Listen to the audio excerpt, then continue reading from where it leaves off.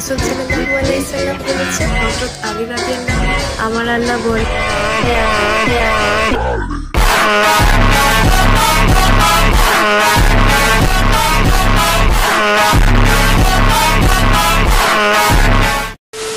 Guys, এটা ছিল আমার দেখা কুলেস্ট আনবক্সিং অফ হিজাবি থেকে মাগি। তবে একটা ইন্টারেস্টিং ফ্যাক্ট হচ্ছে সে নাকি তার এক্স কে জেলাস করানোর জন্য টিকটকে এসে তার বডি শো করছে। না মানে এইটা কি কোনো কথা?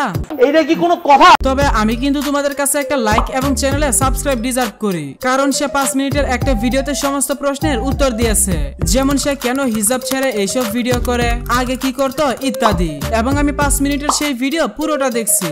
এখন বুঝো আমাকে কতটুকু ধৈর্য ধরতে হয়েছে। তাহলে চলো আর কোনো প্রকার দেরি করা ছাড়া তার পিছনে দিয়ে আসি নারা।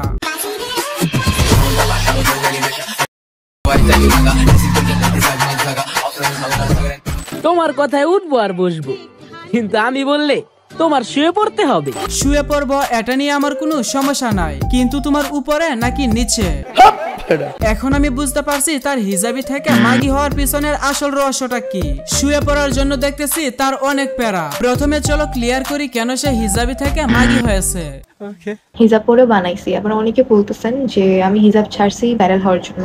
আসলে ধারণাটা পুরাই ভুল। আমি আমার এক্স কে জেলাস করানোর জন্য হিজাব ছাড়ছি, এখন বডি শো অফ করতেছি, আরো অনেক কিছু। বাহ, কি সুন্দর উত্তর। এক্স কে জেলাস করানোর জন্য সে তার হিজাব ছেড়ে ওয়েস্টার্ন ড্রেসে সুইচ করছে, এমনকি টিকটকে বডি শো করতেছে। তা মাগি, তুই বডি শো করলে তোর এক্সের কি বাল আসে যায়? সে তোরে চুদবে না বলে আগেই তোরে ছেড়ে দিয়েছে, এখন তুই কার সাথে চুদাবি এতে তার কি বাল ছেড়া যায়?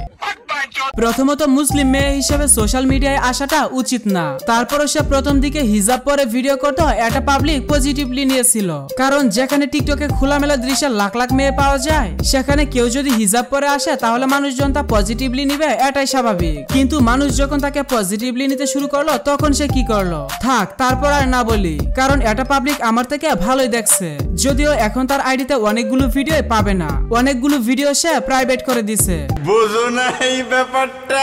কিন্তু আপনারা যেভাবে আমাকে রোস্ট করছেন, এগুলো ভাই বলার মতো না। তোদের মতো মেয়েদের জন্য সাধারণ রোস্ট কিছুই না, তোদের হেরাই গরম তেল ঢেলে দেওয়া উচিত। তোরা সোশ্যাল মিডিয়াটাকে মনে করিস নিজেদের বাপদাদার সম্পত্তি অথবা পতিতালয়, যেখানে এসে নিজেদেরকে পতিতা মনে করে অনলাইনে পাবলিকে সার্ভিস দিতে শুরু করিস। ইম্যাচিউর আমি। বলে না, অল্প বয়সে পাকিলে বাল দুঃখ থাকে চিরকাল। আমার অবস্থা হয়েছে এমন। আসলে আমার দোষটা যেমন আছে, আপনাদেরও কিন্তু দোষ আছে। আপনারা চাইলে আমাকে বুঝাইতে পারবেন। আমরা কি তোর বাপ ভাই নাকি তোর জামাই? আমরা কেন তোকে বুঝাবো? অনলাইনে কেউ যদি কিছু ভুল করে এটা নিয়ে সবাই ট্রল করবে, তাই আমি বারবার বলি মেয়েদের অনলাইনে আসা উচিত না। তাও যদি হয় টিকটক নামক বস্তি প্ল্যাটফর্ম, তাহলে তো কথাই নেই। আপনারা আমাকে যেভাবে রোস্ট করছেন, আমাকে অনেক গালাগালি করছেন, আমি হয়তো বা খারাপ, কিন্তু আপনারা যে আমাকে এরকম পাবলিকলি গালাগালি করছেন, এটাকে আপনারা খুব ভালো ফ্যামিলির পরিচয় দিচ্ছেন নাকি আমি জানি না। চুরকে চুর বললেও দেখতেছি এখন মানুষ খারাপ হয়ে যায়। আর যদি আসি ফ্যামিলি প্রসঙ্গে, তুই বলতেছিস যারা তোকে নিয়ে ট্রল করছে বা তোরে নিয়ে যারা আজে বাজে কথা বলছে তাদের ফ্যামিলি খারাপ। আগে তুই তোর নিজের ফ্যামিলি দেখ। তুই এমন একটা ফ্যামিলির মেয়ে যে ফ্যামিলির মেয়েরা অনলাইনে ওপেন খোলামেলা ড্রেস পরে ভিডিও করতে পারে এবং ফ্যামিলির বাকি লোকজন কিছুই বলে না। আর তুই কিনা সেই ফ্যামিলির মেয়ে হয়ে অন্য ফ্যামিলি নিয়ে কথা বলতেছিস। আচ্ছা, চারিদিকে সবাই যদি লয়াল মেই খোঁজে, তাহলে আমাদের মতো বেঈমানগুলো কোথায় যাবে? তোদের মতো বেঈমানদের জন্য লিটনের ফ্ল্যাট, আবাসিক হোটেল আর গুলিস্তানের চিপা চাপা তো আছে। তোরা সেখানে নিশ্চিন্তে তোদের কাজ চালিয়ে যেতে পারবি, কেউ তোদের বাধা দিতে আসবে না।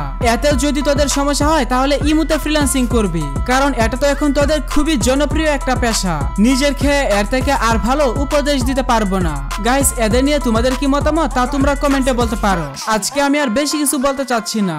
এই ছিল আজকের ভিডিও। কেমন লাগলো আজকের ভিডিও কমেন্টে জানিয়ে দাও। ভিডিও ভালো লাগলে লাইক ও চ্যানেলে নতুন হলে সাবস্ক্রাইব কিন্তু মাস্ট।